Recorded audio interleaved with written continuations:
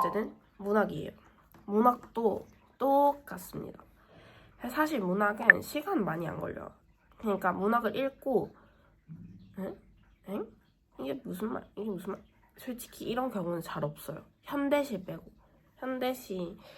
현대시에서 이제 진짜 약간 이런 거 빼고는 뭐 고전문학, 현대소설, 고전소설.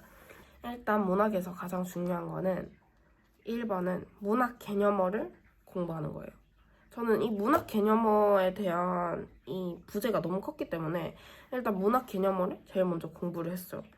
뭐 예를 들어 뭐 산, 강, 뭐 이런 표현들이 있잖아요. 그리고 뭐 제일 많이 나오는 소저 이런 거 솔직히 모르면은 읽으면서 아씨 이게 무슨 말이야. 고전 소설 읽어도 뭐 고전 시를 읽어도 그런 느낌이 들어요. 그런 느낌이 들면 안 돼요. 고전 소설을 읽을 때는 그거를 다 안다는 가정 하에 내는 문제이기 때문에 문학 개념어를 가장 먼저 공부를 해주시고요. 그게 되셨으면 문학은 읽으면 됩니다. 읽고 저는 처음에는 현대시가 가장 쉽고 이제 소설이 제일 어렵다고 생각을 했어요. 고전 소설. 근데 진짜 반대인 게 고전이 훨씬 쉽고요. 공부를 하다 보면 갈수록 현대시가 어려워지는 경향이 오는데 왜냐면 현대 작품 같은 걸 보면은 모호하게 이해가 안 되게 약간 만들어 놓은 시나 이런 작품들이 많아요.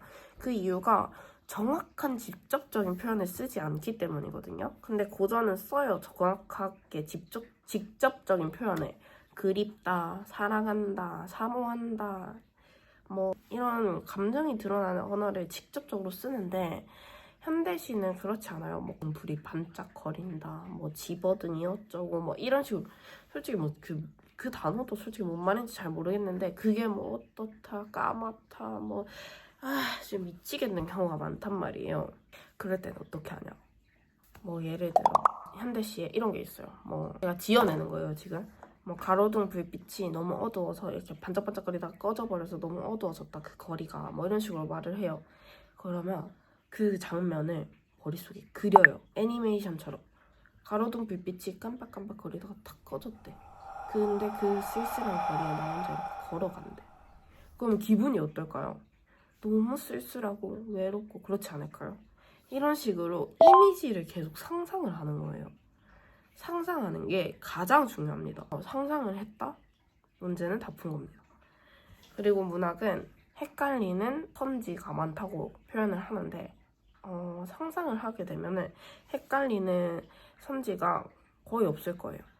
문학에서 선지로 낚을 때는 어떤 식으로 낚냐면 뭐 A가 쓸쓸한 감정을 느껴서 B를 했다 이런 식으로 나오는데 내가 이 쓸쓸한 감정을 시에서 느꼈어. 그럼 쓸쓸하다라는 그 감정을 통째로 가지고 가잖아요, 문제로.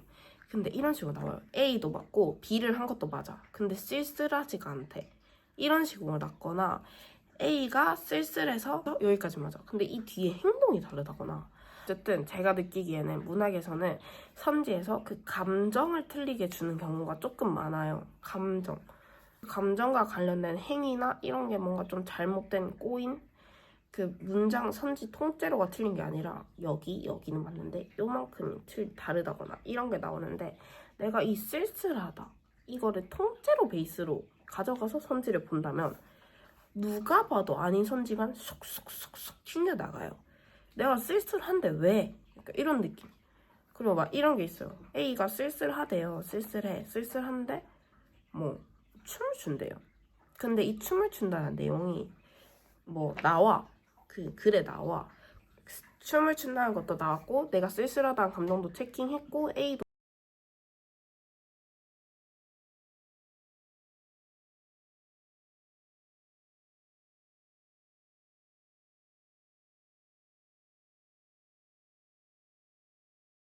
나와. 그러면 맞다고 체크를 하거든요. 아니라는 거죠. 내가 이 춤춘다는 이 워딩은 분명히 쓸쓸하다는 감정과 괴리된 어떤 곳에 있었을 거야. 근데 다 나온다고 해서 내가 맞는 선지라고 감으로 체크하고 넘어가는 거지. 근데 생각을 해. 이미지화를 끝냈잖아요. 그러면 쓸쓸한데 이걸 해? 이러면서 선지에서 탁 아닌 게 바로 보인답니다. 이런 식으로 공부를 하면 되고 보여드릴게요. 이런 식으로 글이 나와 있잖아요. 그럼 소설을 읽을 때와 마찬가지예요. 소설을 읽으면서 다 이렇게 상상을 하잖아요. 상상을 하는 거예요. 여러 신하들이 나와 살펴보니 두 글의 문체가 찬란하고 주제가 뛰어나 어느 것이 눕거나 없지 않은 한상의 주옥 같고 비단 같은 문장이었다. 신하들이 감히 우열을 정하지 못하자 자승장 최후가 아래였다.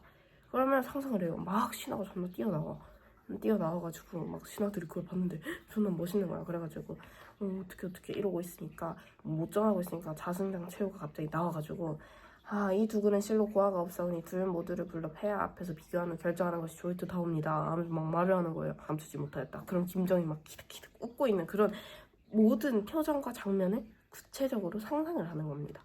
이런 식으로 하는 거고 현대시도 마찬가지로 해준다는 이 내용이 정확하게 기억이 나진 않고 25년 신모거든요.